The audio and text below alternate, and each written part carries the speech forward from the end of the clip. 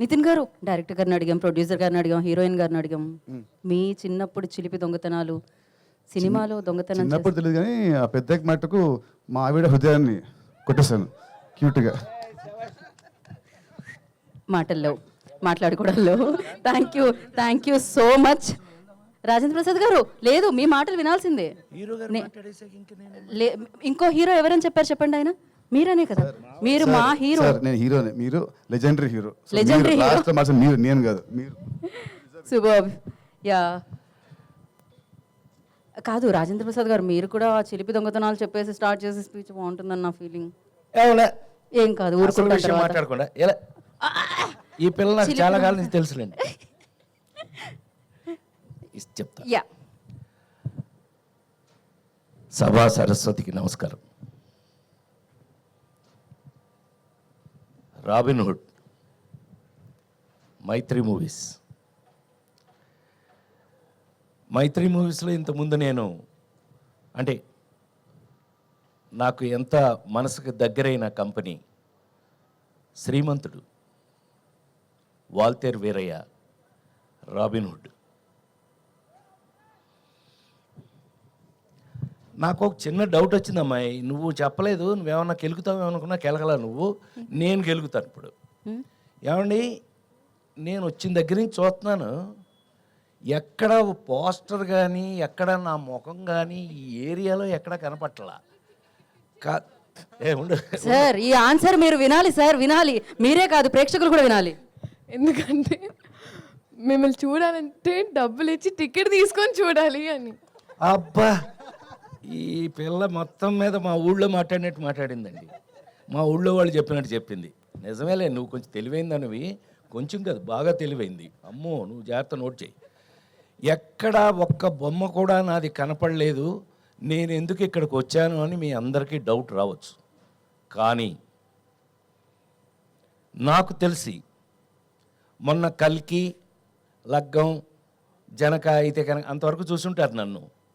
కానీ గుండె మీద చేసుకు చెప్తున్నాను, ఈ మధ్యకాలంలో యాక్టర్గా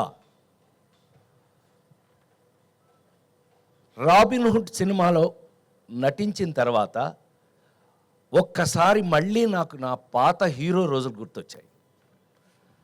హీరో రోజులు అని అంటే లేడీస్ టైలర్ దగ్గర నుంచి హీరోగా యాక్ట్ చేసినంత వరకు చప్పట్లు కొట్టాలి అక్కడ. ఎన్ని ఇంకా అయ్యే సినిమాలు చూస్తున్నారు కదా, ఎంటర్టైన్మెంట్ అండి. ప్రైమ్ మినిస్టర్ దగ్గర నుంచి మీ వరకు అందరూ చూశారు కదా.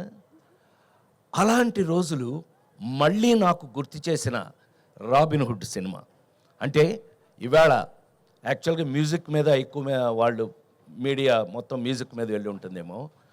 ఒక్క సీన్ నాదేస్తే మీకు ఓపెన్గా, నితిన్ నాకు బిడ్ లాంటి వాడు, ఊరికే నా ముందు నేను హీరోని అని అట్లా ఏం అసలు నాకు హీఈస్ లైక్ మై సన్. అట్లాగే శ్రీలీల మా పిల్ల. ఇవాళ కొత్తగా మాకు జాయింట్ అయినవాడు ఎవరో కానంటే వెంకీ కుడుముల. ఇతను ఇంతకుముందు 2 సినిమాలు బాగానే తీశాడండి అని అనుకున్నాను, కానీ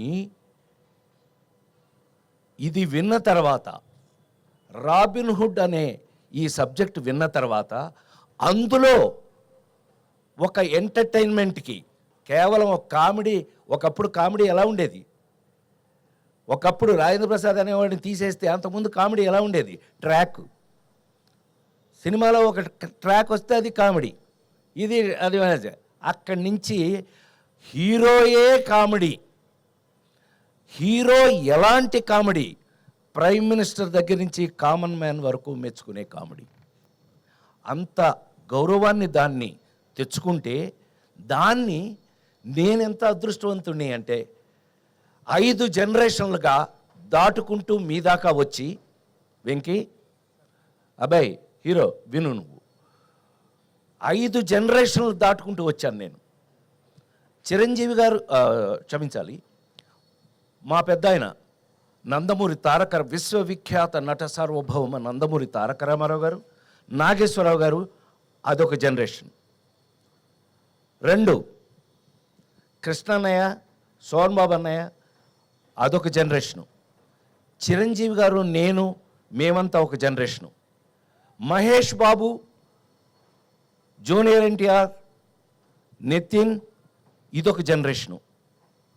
ఇప్పుడు కొత్తగా జనరేషన్ వస్తుంది. మొత్తం 5 జనరేషన్లని దాటుకుంటూ మీ ముందు నిలబడిన నేను ఇంకా కూడా ఇలా ఫ్రెష్గా ఉండడానికి కారణం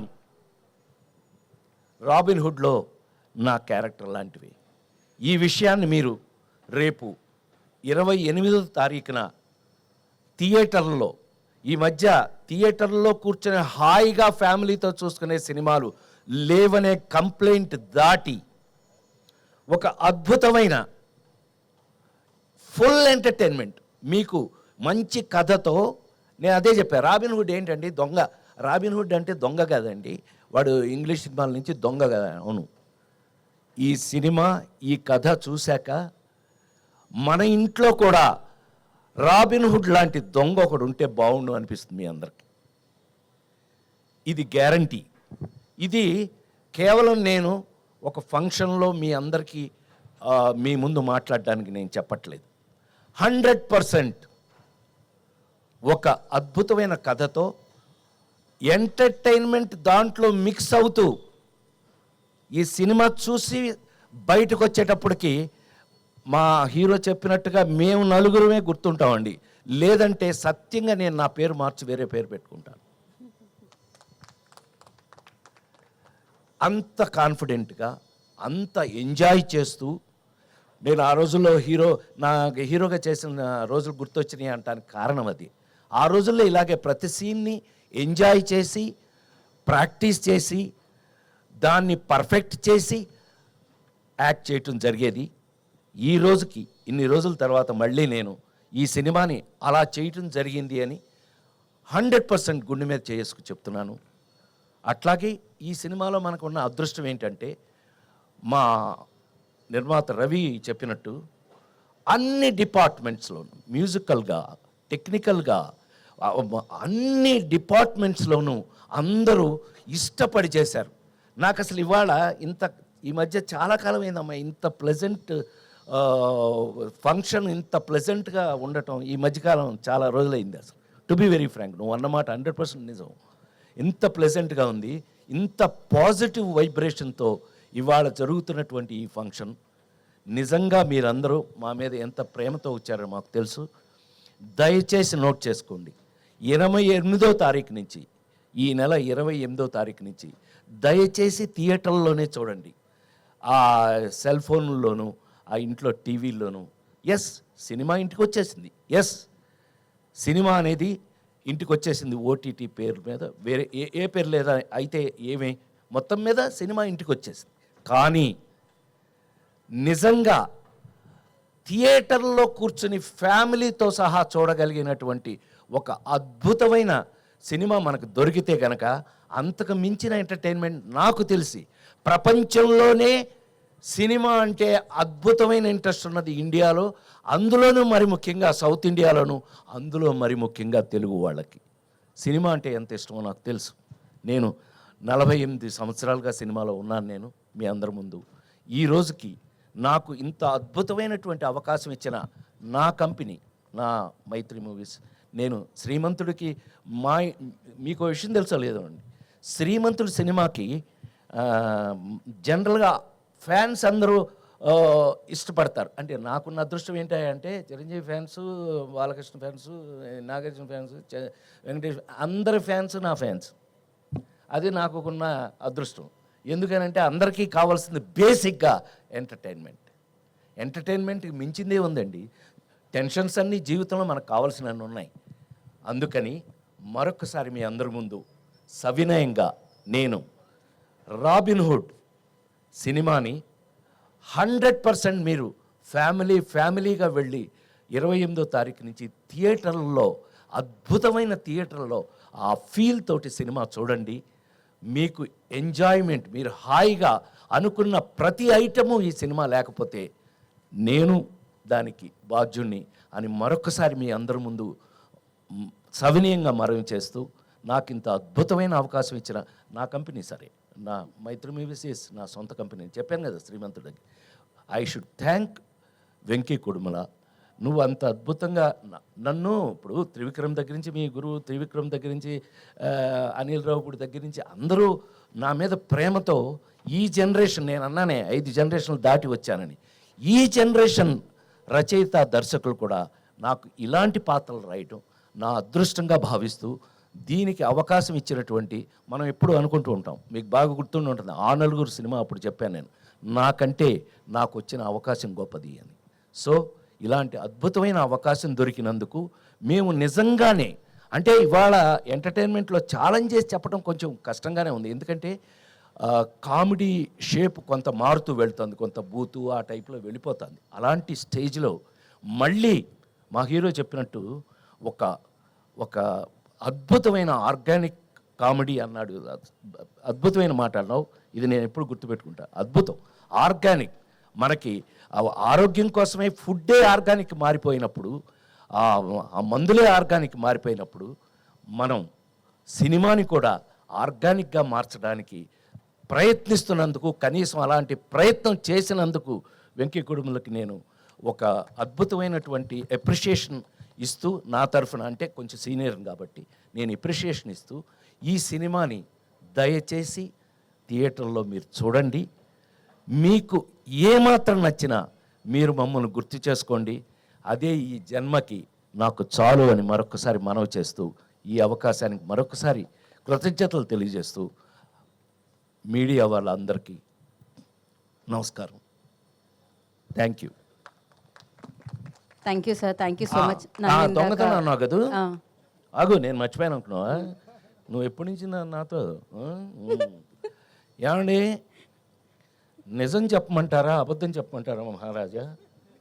నిజమే చెప్పవాయ్యా అన్నాడండి మహారాజు. నిజమే చెప్పవాయ్ అని.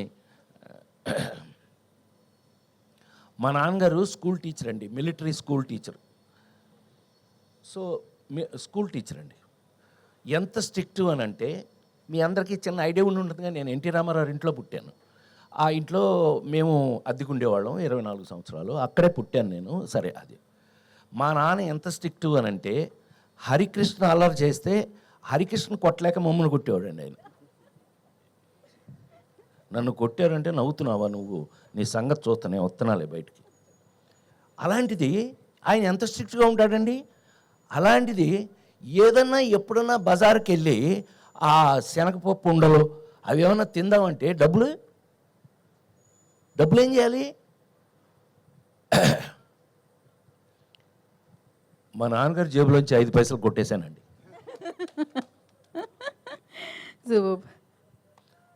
Let us frankly agree.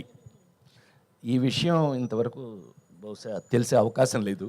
So చిన్నప్పుడు అలాంటివి అసలు వీటికంటే మరి ముఖ్యంగా ఏంటంటే, మా ఇంట్లో 4 బ్రదర్స్ 2 సిస్టర్స్ అయితే అందరిలోనూ మా నాన్నగారి దగ్గర ఎక్కువ దెబ్బలు తింది నేనే.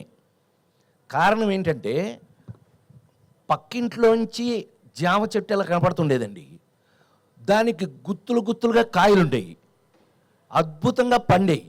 ఎవడు ఊరుకుంటాడంటే చూస్తూ మనం పైకెక్కి, మా నాన్న లేదు స్కూల్ నుంచి వచ్చేటప్పుడు చాలా టైం అవుతుంది, కరెక్ట్గా మనం చెట్టు పైకెక్కి కరెక్ట్గా కాయలు కోసేటప్పుడు ఆ ఇంటి ఓనర్ ఒక ఆవిడ, పాపం మొగుడు లేడు ఎవరు లేరు, ఆవిడ ఒక్కతే ఉండేది, ఆవిడ వచ్చి కింద కర్రచుకుని ఉంచునేది. మా నాన్న వచ్చేదాకా నుంచుని మా నాన్నగారు రాగానే చూడండి మీ వాడని చెప్పేది. ఈయన పైకి చూసి, పొయ్యిలో పెడతారు పేళ్ళు, ఐడియా ఉంది కదా, ఆ పేడు ఇరిగేదాకా కొట్టేవాడు మా నాన్న. సో ఇలా చాలా దొంగతనాలు దెబ్బలు. కానీ నేను గోపాలకృష్ణ లాంటి వాడిని దొంగతనం చేసే పైకి వచ్చాను. Thank you very much. Thank you Rajendra Prasad గారు, thank you so much. So yes, trailer కోసం we all are eagerly waiting అండి. ఏంటంటే దాని అనౌన్స్మెంట్ వీడియో ఏమన్నా మీరు క్యాప్చర్ చేస్తున్నారు? అంటే ఒక అనౌన్స్మెంట్ ఏమన్నా ఎప్పుడు అని వెన్యూలో ఉన్న వాళ్ళందరూ అడుగుతున్నారు.